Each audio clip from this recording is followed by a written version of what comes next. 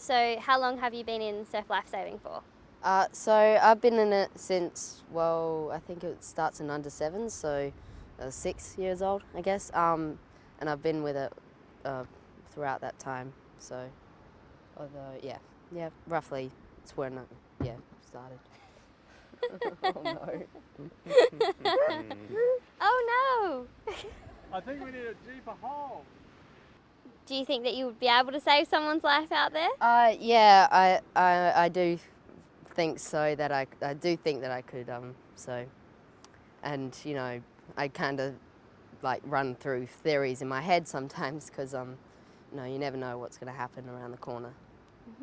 And what is it that you love about being out on the beach or doing surf lifesaving? What do you love about it?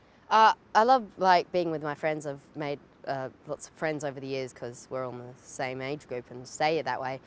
So it's really nice catching up with people that I don't really see that often. And then I also love the feeling of like just the beach and the sand and the water and everything. It's just amazing. Yeah. Especially down here when it's always perfect and stuff. And how fit do you have to be a surf lifesaver? What sort of training do you do? You have to be pretty fit, so you normally have to do a 200-metre swim, 100-metre run, and then another 100-metre run in under 5 minutes. Well, that's what I had to do. I think it gets a little bit tougher when you go for bigger awards and stuff. But yeah, so you have to be pretty fit. You can't just be any random person. Awesome. And so you've had leukemia 3 times, that's right? Yes. So can you tell me about that? How old were you when you got it each time? I was 18 months old when I got my first, when I was diagnosed with leukemia first up. And then I was 6 years old, well, just before 6 years old, when I got diagnosed the second time. And I was 10 when I got diagnosed the third time. So for my second time, I had to have chemotherapy, and it makes you lose your hair and makes you feel yuck and all that kind of stuff. And it gets rid of all the bad cells and things. And you sometimes get to move in and out of the hospital just to have the treatment, but most of the time you have to stay in there for several months or maybe weeks, depending on what's going on. So yeah.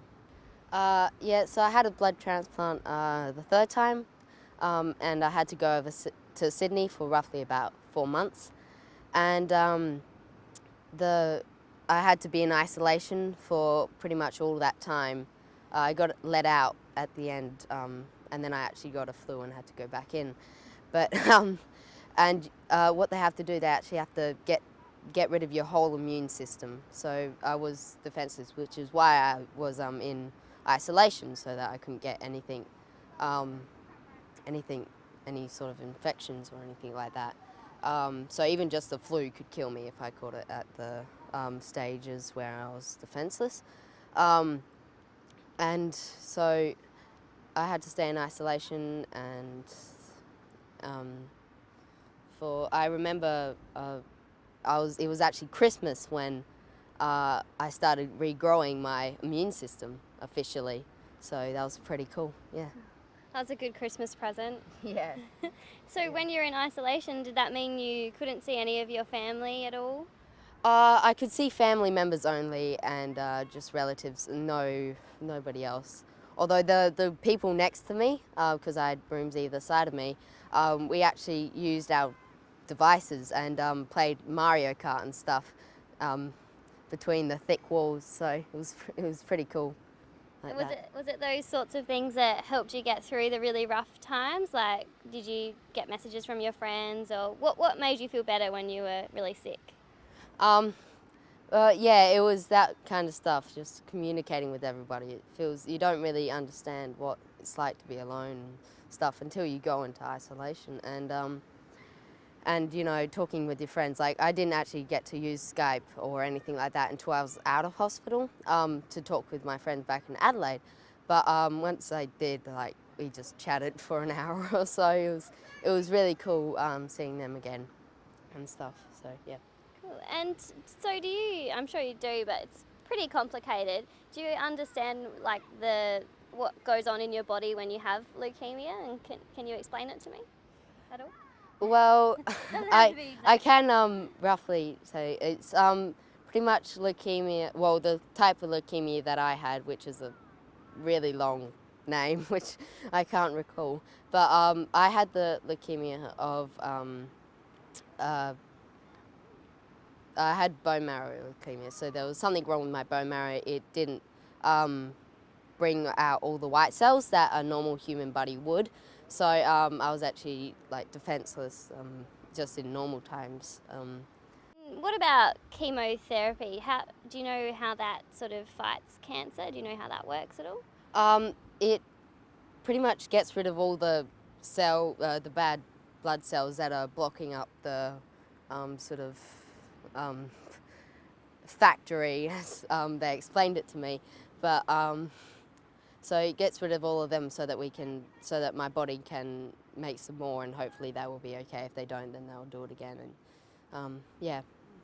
And how did you feel when the doctor or whoever told you that there wasn't any sign of cancer after the last lot of treatment? How did you feel then? I felt pretty happy, but it's always kind of daunting at like the back of your mind. You don't really know until a good period of time has gone by that you start thinking positive thoughts. And we do think positive thoughts, but it's just sometimes still really hard to think that I'm not going to get it again and stuff. So yeah.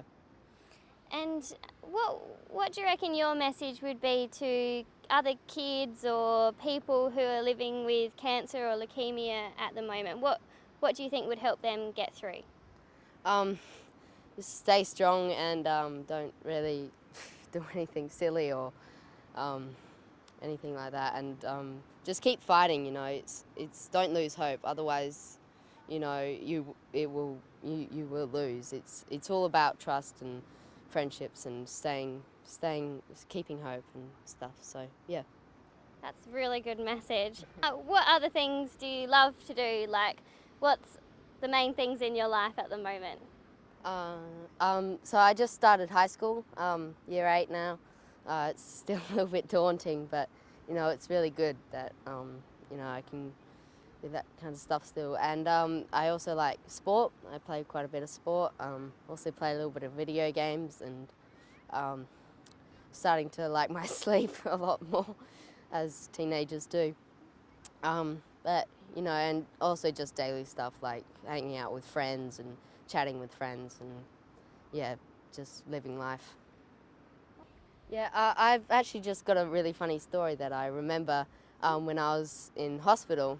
So I was playing with a Nerf gun, and I was trying to shoot the nurse call, and directly under the nurse call is the emergency button. So I shot the Nerf bullet and it hit the emergency button, and the nurses came running in, and I was just cracking up laughing on the bed. And yeah, it was really funny, and yeah, it was heaps good. I don't think that were the nurses angry at you. They were some of them were laughing and some of them were shaking their heads in disappointment, but they all forgive me in the end. So yeah. So, do you know what you want to be when you're older? Yeah, I want to be a doctor for some time until I get quite a bit of money and stuff, and then I want to actually go over to Africa or some other place and do some vaccines or just injuries, fix injuries in general, and then I want to come back, maybe do a little bit more doctoring, and then I want to get my own restaurant because I like cooking quite a bit. Yeah. Wow, So. that's pretty diverse. So, if you're a doctor, would you like to be working with cancer patients or? Just wherever I can help. Yeah, I don't really feel like people owe me. I feel like that I owed them. I really hated it when I just had to sit in the bed and people just doing stuff for me, and it made me feel awful because I don't like that kind of stuff. I don't like people slaving over me. I'll prefer to do it myself. So I feel like that I need to give a little bit back and help out some. So yeah.